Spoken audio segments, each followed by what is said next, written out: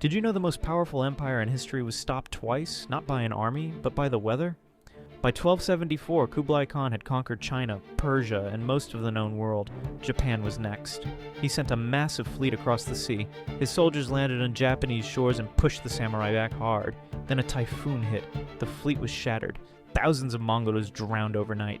7 years later, Kublai Khan tried again. This time he sent 4,400 ships and over 100,000 soldiers, the largest seaborne invasion the world had ever seen. And again, a typhoon came. It tore the fleet apart in days. The invasion was over before it truly began. The Japanese had a name for those storms. Kamikaze. Divine wind. They believed the gods themselves had protected Japan. That belief ran deep for centuries.